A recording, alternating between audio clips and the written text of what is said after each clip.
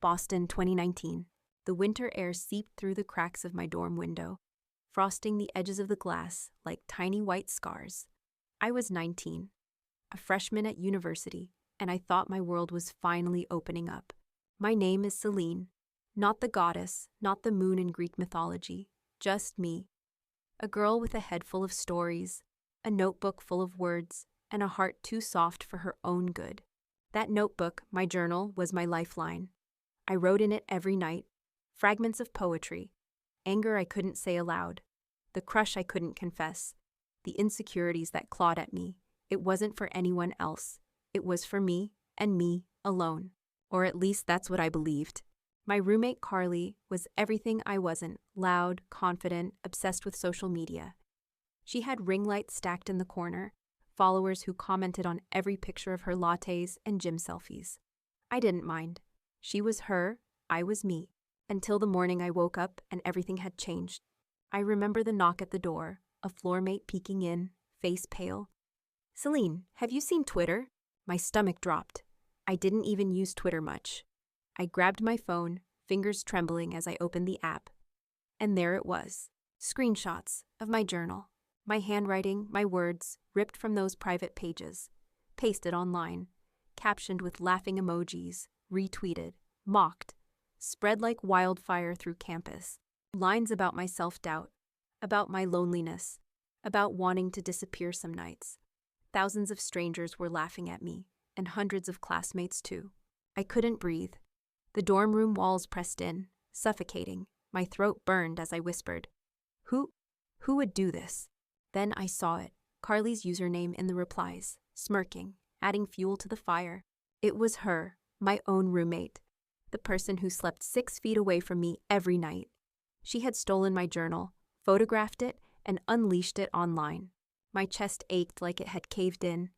Betrayal doesn't just hurt, it hollows you out. I wanted to scream, to hit something, to vanish. Carly looked up from her laptop, where the glow of the screen reflected in her satisfied grin. "Don't take it so seriously, Celine. People love drama. You'll get over it." Her words sliced deeper than the betrayal itself. That night, lying in my bed, I stared at the ceiling. Every laugh, every retweet echoed in my head like a drumbeat. I felt violated, stripped bare, and I knew something inside me had broken. But broken things can cut back. And in that silence, with tears on my pillow, I whispered to myself, if she wanted to make me a story, then I'll write my own. The idea was small, just a spark, but sparks, when fed, can burn down entire empires. The next few days were a blur. Everywhere I walked on campus, I felt eyes on me, not warm eyes, not kind ones, curious, judging, mocking. Some whispered when I passed. Others laughed openly. A few even quoted my own words back at me, snippets of pain I'd written in private, now used like weapons. I stopped going to the cafeteria. I stopped raising my hand in class. My safe spaces shrank to the size of my dorm bed. And even there, I wasn't safe. Not with Carly typing away at her laptop, snickering at her screen while I lay under the covers, suffocating. One night she looked over and said, "You should thank me, Celine. You finally got attention. Nobody cared about you before." Her words hit harder than the betrayal itself. Attention? Was that what she thought I wanted? My journal wasn't for the world. It was for me. I buried my face in the pillow, wishing the earth would swallow me. But beneath the pain, something else began to stir. Anger. Not the screaming kind. The quiet kind. The kind that simmers under your skin until it either consumes you or fuels you. I started reading the comments more closely. At first they hurt. People calling me weak, dramatic, broken. But then I noticed something strange. Hidden among the cruelty were messages from strangers who understood. People who said, "I feel this way too." People who whispered back, "You're not alone." That's when it clicked. Carly wanted to humiliate me, to turn my pain into her content. But what if I took that same pain and flipped the script? What if I told my story my way? I couldn't erase what she'd done. My words were already out there, but I could take them back. That night, I opened my laptop. The glow of the screen felt like a challenge. My fingers hovered over the keys, trembling. Could I really do this? Could I take the thing that broke me and make it my weapon? I started typing. Not just about the betrayal, but about everything. The loneliness of being 19 in a city that didn't feel like home yet. The way anxiety sat on my chest like a boulder. The small sparks of joy, sunlight on the Charles River, laughter in the library that reminded me I was still alive. The words poured out like wildfire, raw and unfiltered. By dawn, I had written a post longer than anything I'd ever dared to share. It wasn't polished, it wasn't perfect, but it was real. I saved it, read it back, my chest tightened with fear. If I hit publish, there'd be no going back. But as the first light of morning slipped through the blinds, I realized something. Carly had already taken away my privacy, but she hadn't taken away my voice. And maybe, just maybe, my voice could be louder than her cruelty. I hovered over the post button, my fingers shook. And then, click. The morning after I hit post, I barely slept. When I opened my laptop, my blog stats glowed like a wildfire. Thousands of views, comments pouring in, shares multiplying by the second. My heart pounded. This wasn't just a ripple, it was a storm. But the storm had two sides. On one hand, cruelty. Anonymous accounts calling me pathetic, attention-seeking, crazy. People dissecting my pain like vultures over a carcass. The words stung. I wanted to slam the laptop shut, to crawl back into my shell. But then something else. Messages, long and raw, from strangers who said, "Your words feel like mine." I thought I was the only one. Thank you for saying what I couldn't. For every troll, there were 5 people reaching out with honesty, with relief, with gratitude. I sat there trembling, scrolling through tears. My story, my stolen pain, wasn't just humiliation anymore. It was connection. Later that day, I walked into class. Heads turned, as usual, but this time, the looks were different. Not all mocking, some were curious, some were respectful. A girl I barely knew slipped me a folded note. I opened it under the desk. It read, "Thank you, your post made me feel less alone." My throat tightened. For the first time since the betrayal, I felt something other than shame. I felt power. Of course, Carly noticed. She sat across the lecture hall, phone in hand, scrolling. Her lips tightened as she saw the numbers climbing on my blog. That night, she confronted me in the dorm. "You think you're some kind of hero now?" she snapped. "Don't forget, you wouldn't even have an audience if it weren't for me." I looked at her, steady for the first time. "You're right. You gave me an audience, but I gave them a voice." She rolled her eyes. "Please, this will blow over in a week." But I wasn't so sure, because the messages kept coming, not just from students, from people outside campus, from Boston, New York, even overseas. Someone tagged me on Twitter. "This girl Celine is the real deal." Another wrote, "Her blog is the most honest thing I've read in years." And then, an email from a local nonprofit. They wanted me to speak at their mental health awareness event. I stared at the screen, heart racing. Me? The girl who just weeks ago couldn't raise her hand in class? I whispered to myself, maybe this isn't just survival. Maybe this is the start of something bigger. But deep down, I also knew this. Carly wasn't going to sit quietly while I turned her cruelty into my platform. And the thought of her next move made my skin crawl. For a brief moment, I thought things were changing. I wasn't invisible anymore. My words were reaching people, connecting me with strangers across the world. But power has a way of attracting enemies, and mine was sitting 6 feet away, glaring over the rim of her coffee mug. Carly didn't just watch me grow, she plotted. The first sign was subtle. My dorm door was left unlocked when I knew I'd locked it. My notebook shifted around, my laptop screen tilted, like someone had touched it. Then came the whispers, rumors spreading through the halls, things I hadn't written, things I'd never said. Suddenly, people whispered that I faked my pain for attention, that I was lying to get sympathy. I knew where it came from. Carly. One night, I confronted her. "Why are you doing this?" My voice trembled, but my hands were clenched. She leaned back in her chair, smirking. "Because, Celine, you're not built for this. You think you can turn a sad diary into a movement. You're nothing. And I'm not going to let you trick people into thinking otherwise." Her words hit me like knives, but this time I didn't cry. Instead, I whispered, "If you're so sure I'm nothing, why are you so afraid of me?" Her smile faltered for the first time. I realized then, her cruelty wasn't just about me, it was about control. Carly thrived on being the center of attention, and suddenly, she wasn't. And that scared her. The next day, the nonprofit confirmed me as a speaker for their event. My name was on the poster, next to words like advocate and mental health awareness. When I saw it, my stomach flipped. Me, an advocate, I felt like an imposter. But the emails kept pouring in from people thanking me, begging me not to stop. That night, I sat at my desk, staring at the blinking cursor. The doubts clawed at me. What if Carly's right? What if I'm just a fraud?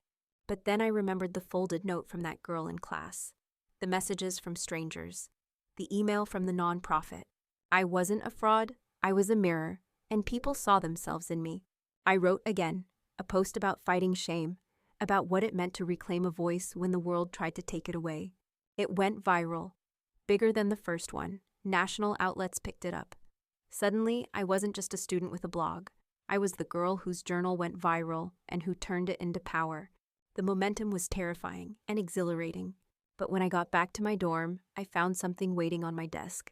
My journal, torn in half, pages scattered like confetti. And on top, a sticky note in Carly's handwriting. Let's see how strong you really are. My hands shook, my anger boiled. If Carly wanted a war, she was about to get one. I stared at the torn pages scattered across my desk.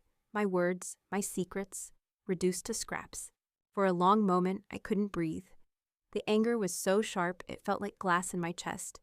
But then, beneath the rage, something else solidified. Resolve. Carly thought she could break me, but if she wanted a war, I would fight it, not with fists, but with words. With the one thing she couldn't control, my voice. That night, I gathered the ripped pages and laid them across my bed. I smoothed each one flat, like piecing myself back together. And as I looked at them, an idea sparked.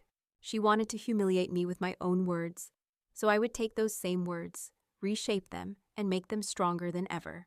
I stayed up until dawn, writing, turning fragments of shame into lines of resilience, stitching fear into poetry, transforming the broken pieces into something whole. By morning, I had a post titled, "What Happens When You Try to Silence Me?" It wasn't just a blog. It was a manifesto. I wrote about betrayal, about the cruelty of people who feed on others' pain. And I wrote about rebuilding, about refusing to stay quiet even when your voice shakes. When I hit publish, my hands trembled. But the fear was different this time. It felt like fire, not ice. By noon, the post was everywhere. Students shared it across campus. National outlets picked it up again. Hashtags started trending. We hear you and Celine speaks. I walked through campus, and for the first time, people didn't just stare. They smiled. Some nodded. One girl whispered, "You're brave?" But the real shock came in my inbox. Emails from universities I had never even applied to, offering scholarships, invitations to speak at panels, opportunities I couldn't have imagined a month ago. I was turning my pain into a platform, and Carly, she hated it. That evening, she slammed her laptop shut so hard the sound echoed. "You think you're untouchable now, huh? You think you're some kind of star?" I met her glare. My voice was calm, steady. "No, Carly, I don't think I'm untouchable. I just think you can't touch me anymore." Her eyes narrowed. For the first time, I saw fear flicker behind her bravado. But fear makes people dangerous. And I knew she wasn't done. The next week felt like walking on a tightrope. Every day, more messages poured in. Support, encouragement, invitations. My blog wasn't just a diary anymore. It was a movement. People were listening. But Carly was watching. And when Carly watched, she plotted. It started with whispers again. This time, nastier. Rumors that I'd made up the journal entirely, that the posts were fake trauma designed to score sympathy and free rides. I ignored them at first, but then screenshots appeared online, screenshots of my email inbox, private exchanges with supporters, notes from organizations offering me opportunities, even the scholarship letters. All of it leaked. I froze when I saw them, my personal emails, laid bare for strangers to pick apart. I turned on Carly, fury in my voice. "Did you hack me?" She leaned back in her chair, smirk curling like smoke. "Hack? No. Let's just say your password wasn't as private as you thought. Rookie mistake, Celine." My stomach twisted. She had gone beyond petty cruelty. She was invading my entire life.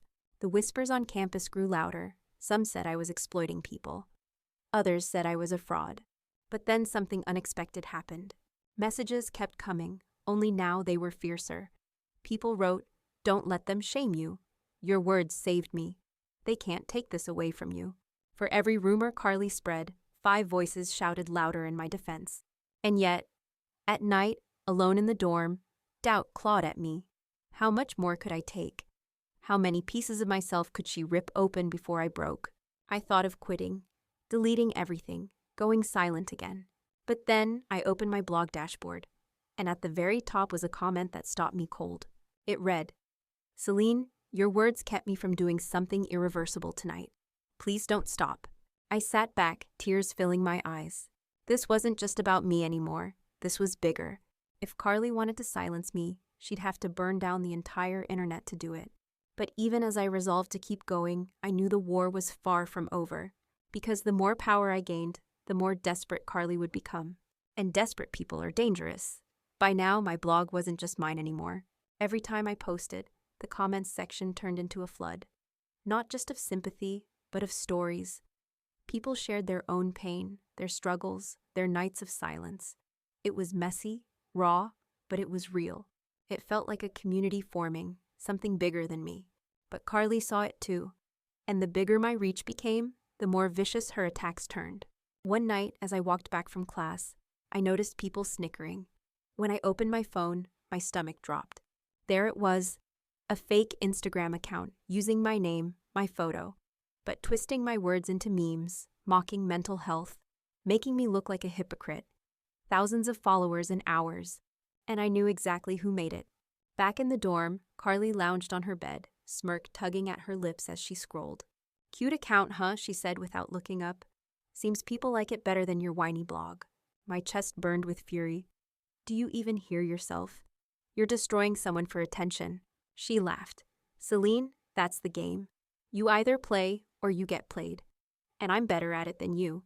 For the first time, I didn't just feel hurt, I felt pity. Carly wasn't powerful, she was desperate. That night, instead of fighting her directly, I turned to my community. I wrote, "Someone is trying to twist my voice, but my voice isn't just mine anymore, it's ours. If they try to mock us, we'll answer louder." The response stunned me. My readers rallied. They reported the fake account in droves. They shared my real posts everywhere, amplifying my words instead of hers. Within 2 days, the fake account was deleted, and for the first time, Carly looked shaken. "You've got little soldiers now," she sneered, but her voice lacked its usual bite. I smiled, calm but firm. Not soldiers, friends, people who refused to be silenced.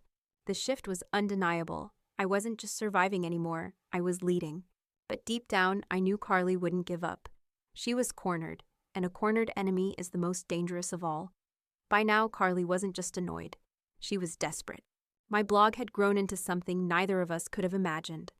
What started as stolen pain had turned into a voice that people trusted. I was being invited to events, quoted in student papers, even interviewed by a local radio station. Every step forward for me felt like a step back for Carly, and she couldn't stand it. Her next move came out of nowhere. One chilly afternoon, I was called into the dean's office. My stomach twisted as I walked down the hallway because students like me didn't get called to the dean for good news. When I stepped inside, the dean sat with a folder in front of him. His expression was stern. "Celine," he said, adjusting his glasses. "Serious allegations have been brought against you." My pulse spiked. What kind of allegations? He opened the folder. Inside were printouts, emails supposedly from me, bragging about how I faked trauma to manipulate people into sympathy and scholarships. Screenshots of posts that looked like mine, but weren't. It was a setup, and I didn't need to guess who was behind it. I clenched my fists under the table. "Dean, those are fake. I never wrote any of that." He sighed. "I want to believe you, but the university has to take this seriously. If these turn out to be real, your scholarships and enrollment could be in jeopardy." The word hit me like a hammer. Jeopardy. Carly wasn't just trying to humiliate me anymore, she was trying to erase me. When I got back to my dorm, Carly was lounging on her bed, scrolling through her phone. Her smile said everything. "Rough meeting?" she asked sweetly. I wanted to scream. Instead, I whispered, "Why? Why go this far?" She looked me dead in the eye. "Because you don't get to win, Celine. Not here. Not over me." That night, I sat at my desk, staring at the blinking cursor. The fear was suffocating. What if I lost my scholarship? What if I got expelled? But then I opened my blog comments. The messages from strangers who said my words saved them. The invitations to speak. The scholarships offered from outside this university. And I realized something. Carly could destroy my dorm. She could ruin my reputation on campus.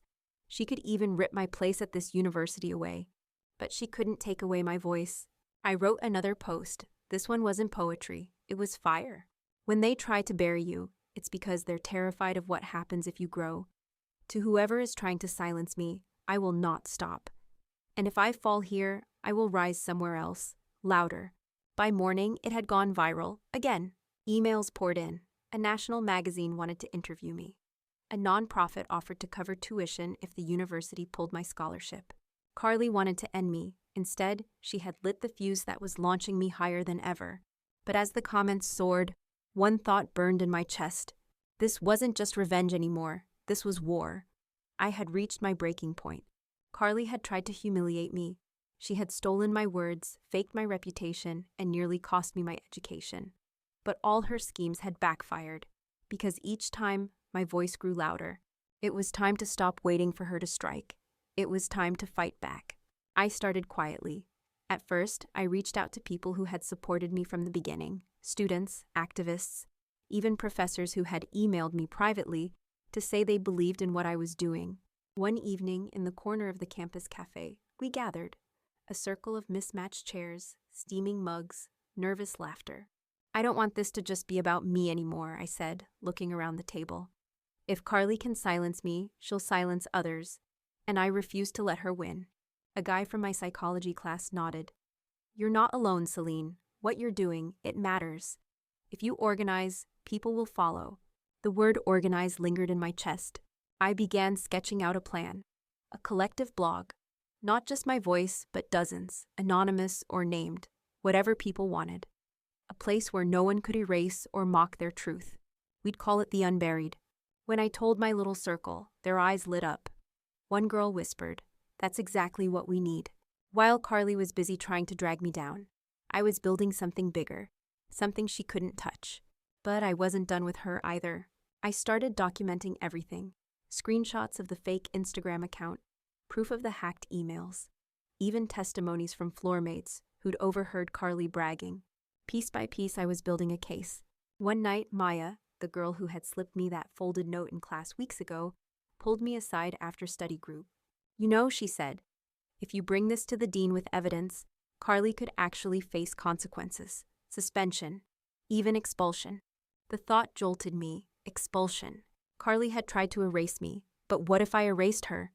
Still, I hesitated. Was this revenge or justice? Did I want her gone because she deserved it, or because I wanted to see her fall? But then I remembered the sticky note she left on my ripped journal. "Let's see how strong you really are." She wanted war, and I wasn't afraid anymore.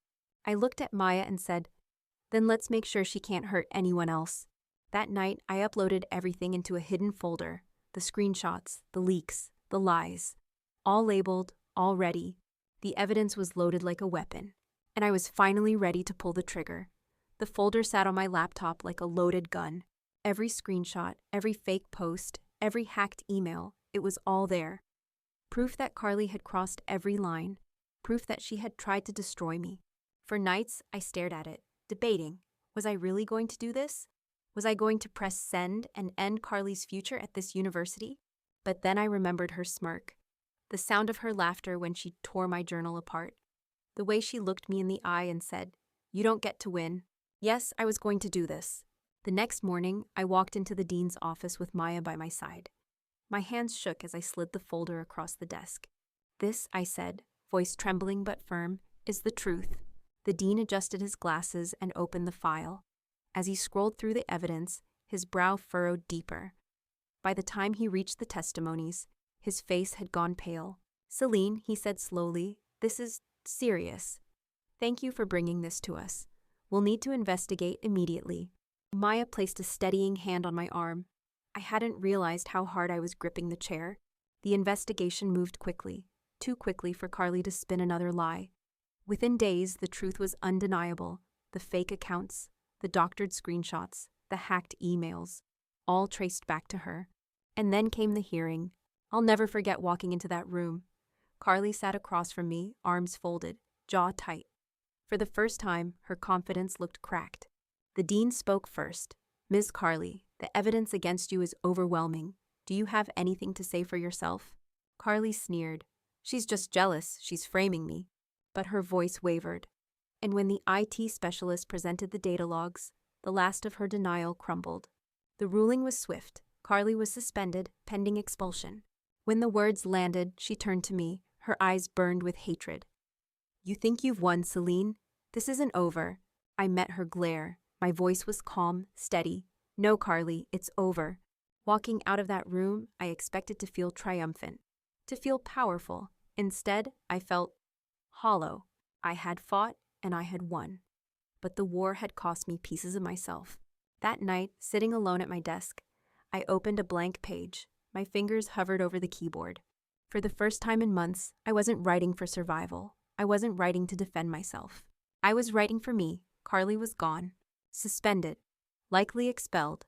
Her presence in the dorm vanished almost overnight, like she'd been erased. And yet, instead of celebrating, I sat in my room, staring at the empty bed across from mine. I had imagined this moment so many times. The day Carly would pay, the day I'd finally win. But now that it was here, it didn't feel like victory. It felt like silence.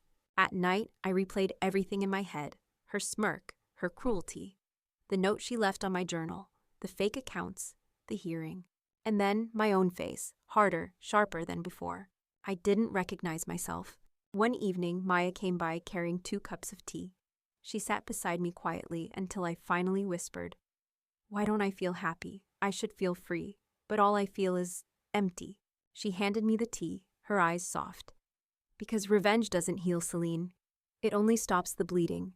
The healing comes after." Her words sank deep. That night, I opened my blog, not to fight, not to defend myself, but to confess. I wrote about emptiness, about how winning didn't feel like I thought it would, about how revenge gave me justice, but not peace. And then I asked my readers, what does healing mean to you? The responses poured in. Stories of heartbreak, survival, rebuilding. People admitted to their scars, their fears, their struggles. For the first time, I realized my blog wasn't about revenge anymore. It was about what came after. And maybe that was where my strength really lived. Not in striking back, but in showing the raw truth of what it means to rise. When I closed my laptop, I felt something I hadn't in months. Relief. The war was over, but the story wasn't finished. The morning after my post about emptiness, I woke to an inbox overflowing. Hundreds of messages from strangers, people who had never met me, but who trusted me enough to spill their most fragile truths. A woman in her 40s wrote about losing her husband and finding it impossible to laugh again. A teenage boy confessed that he hadn't told anyone about his depression until reading my words. A veteran said my blog gave him a reason to believe he wasn't broken beyond repair. I sat there in bed, phone clutched in my hands, tears rolling down my face. This was healing, not just mine, but ours. For so long, I thought revenge was the endgame. That once Carly was gone, I'd feel whole. But life doesn't work that way. Revenge had given me justice, but it didn't give me peace. Peace, I realized, was something I had to build. That week, I launched The Unburied, the collective blog I had envisioned. Within days, submissions poured in. Stories, poems, anonymous confessions. It became a tapestry of voices, messy and raw, but alive. In the beginning, I thought people came for me, but I was wrong. They came for each other. The nonprofit that once invited me to speak offered resources to help expand the project. Professors on campus began assigning my posts in their classes, and national outlets called The Unburied a rising movement in student-led mental health advocacy. Meanwhile, Carly had disappeared from the campus rumor mill. Her power, once so suffocating, had burned out to nothing. And for the first time, I didn't even care. Because this wasn't about her anymore. It hadn't been for a long time. One night, as I finished editing a submission, Maya looked over my shoulder. "You know," she said, smiling softly, "you turned what she tried to bury you with into something that's going to outlive her, outlive all of this." I leaned back, letting the words sink in. She was right. Carly had tried to silence me. Instead, she had helped me find my voice. And now that voice wasn't just mine. It belonged to all of us. The campus felt different without Carly. The air seemed lighter. People who once whispered now waved. Professors who once looked skeptical now smiled when they passed me in the halls. But as the world shifted around me, I found myself wondering, who am I now without an enemy? For months, every action I took had been in response to her. Every word I wrote, every fight I waged, every ounce of courage I scraped together, it had all been fueled by anger, by survival. Now Carly was gone, and I was left with me. One night, I sat at my desk, staring at my reflection in the dark window. I whispered aloud, "Who is Celine, if not the girl with the stolen journal?" The question haunted me. The next day, Maya and I walked through the park near campus. Leaves scattered at our feet, crisp in the November wind. She watched me quietly before asking, "You seem lost. What's going on?" I sighed. "I don't know who I am if I'm not fighting her." She gave me a story, Maya. A painful one, sure, but it lit the fire. Without her, I don't know what's left. Maya stopped, turning to face me. "Celine, Carly didn't give you anything. She tried to break you, and you turned it into something powerful. That's all you, not her." Her words cut through the fog.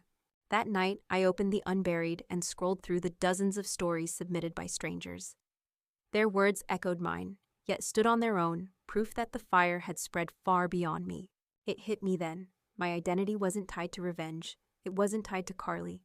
It was tied to the people who saw themselves in my story, and in whose stories I now saw myself. I wasn't the girl with the stolen journal. I was Celine, a writer, an advocate, a survivor, and maybe, just maybe, a leader. Still, late at night, doubt whispered in the back of my mind. Could I really be all those things? Or was I still just a 19-year-old girl in a dorm, pretending to be stronger than she really was? The line between strength and fragility blurred, but as I fell asleep, one truth pulsed inside me. Carly had been the spark, but I was the flame. Leadership didn't come naturally to me. I never set out to be anyone's voice. I only wanted to survive Carly, to survive the humiliation of my stolen journal. But somehow, my words had pulled people together. And now, they were looking at me, not just as a survivor, but as someone to follow. That was terrifying. One afternoon, I walked into a lecture hall where a student group had invited me to speak. Rows of faces stared back, dozens of eyes, waiting, expecting. My palms sweated as I gripped the microphone. "Hi," I began, voice shaking. "My name is Celine, and I never thought I'd be standing here." I told them my story, not just the polished version, but the raw truth. The fear, the nights I wanted to give up, the parts of me that still felt broken. When I finished, the room was silent. For a moment, I thought I'd failed. Then, applause. Long, rising, unstoppable. Afterward, a girl approached me with tears in her eyes. She pressed a note into my hand and whispered, "Thank you for saying what I couldn't." It reminded me of the very first note, the one that had started all of this. But even as the movement grew, the pressure grew too. Emails piled up. Invitations from conferences, collaborations, nonprofits. Everyone wanted something from me. One night, exhausted, I snapped at Maya. "I didn't ask for this. I just wanted my life back." She looked at me, steady and calm. "Celine, maybe you didn't ask for it, but you earned it. And now you have to decide. Are you going to hide from it or grow into it?" Her words echoed in my head for days. Finally, I sat down with my laptop and opened a blank page. I wrote, "I'm not perfect. I'm not fearless. I'm 19, still figuring out who I am. But maybe that's the point. Maybe leadership isn't about being flawless. Maybe it's about showing up anyway." I hit publish, and once again, the post went viral. People didn't want a flawless leader. They wanted someone real. As the comments poured in, one truth settled deep in my chest. Carly had once been my shadow, but now I was standing in my own light. Still, a quiet fear lingered. How long could I keep carrying this weight? At first, I thought I could handle it all. Classes, speaking events, the collective blog, interviews, emails, messages from strangers who poured their hearts into my inbox. It felt like a tidal wave I could surf if I just paddled hard enough. But no one can ride a wave forever. One night, I sat at my desk, surrounded by unread emails, unfinished essays, and a half-empty cup of cold coffee. My chest felt tight, my mind foggy. I whispered to myself, "I can't do this." But then another voice, the one that had carried me through Carly's torment, snapped back. "You can't stop now. Too many people are counting on you." I pushed through, typing until my fingers ached, replying until my eyes blurred. Still, exhaustion clung to me like a second skin. The breaking point came at a panel event downtown.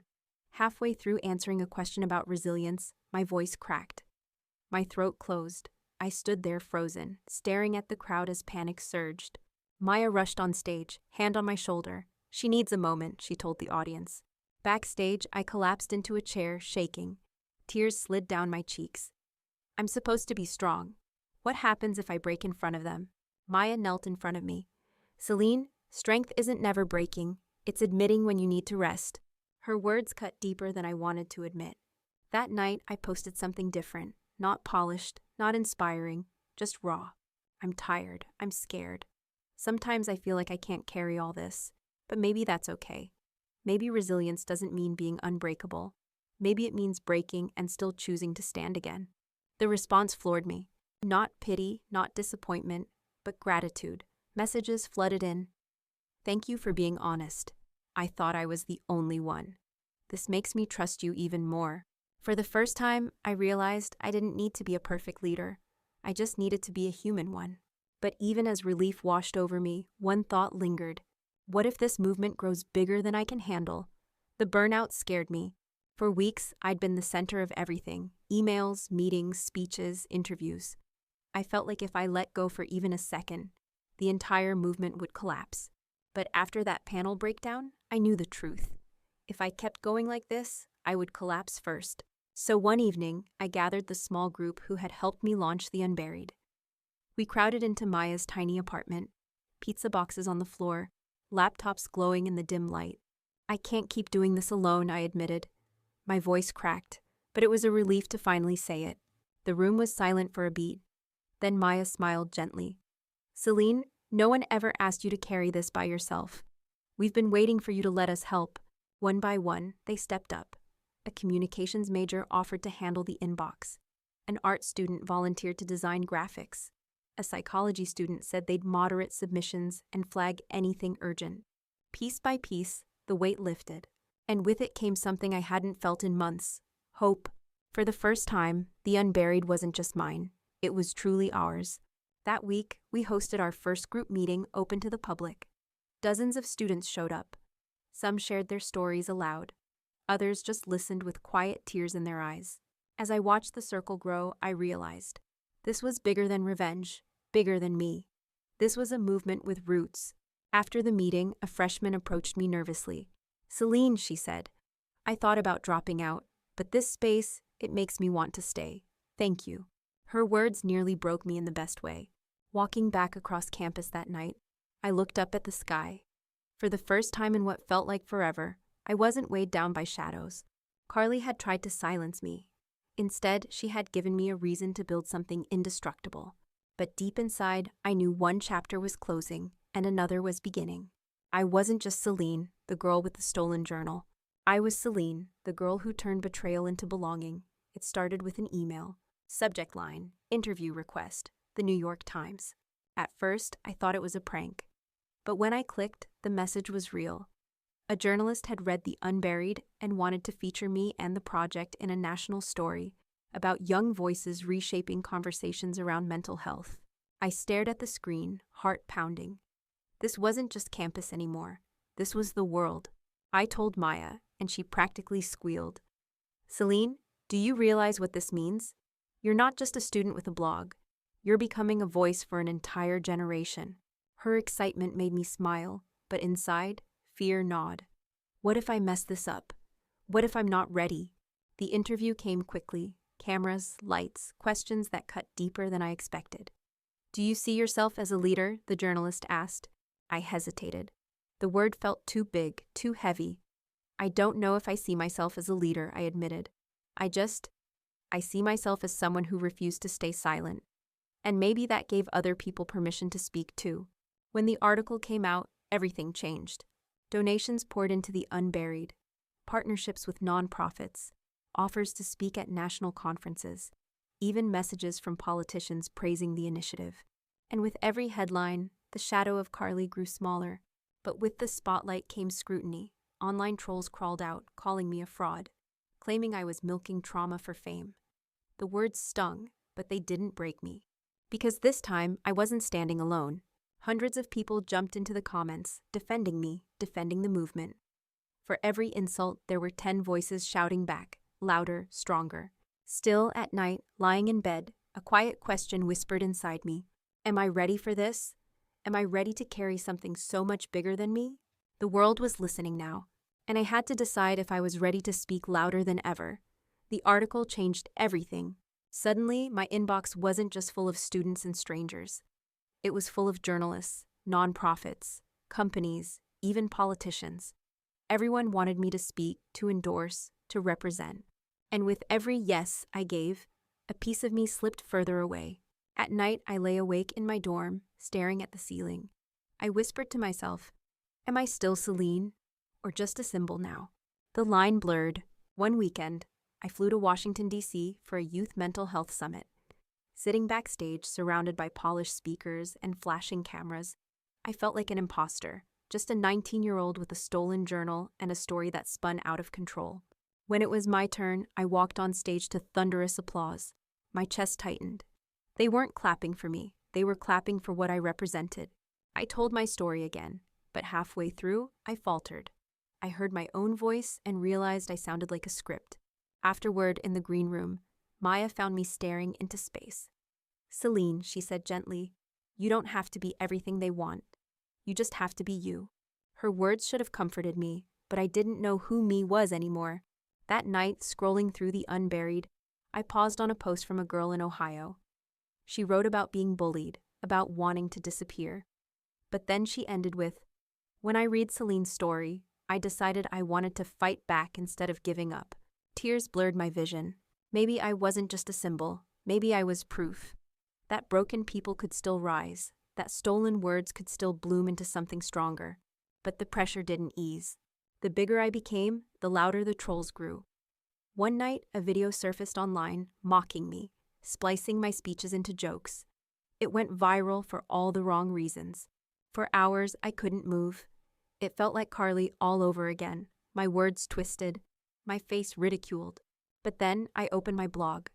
Thousands of comments waited, people posting "We stand with Celine," flooding the internet with their own stories to drown out the noise. I realized something powerful. I was no longer fighting alone. But with that came a new fear. If this movement kept growing, would I ever get to just be Celine again? The world wanted more of me. More interviews, more speeches, more of my stories sliced into headlines and hashtags. Every time I opened my phone, there was a new request, a new demand. But inside, I felt split in two.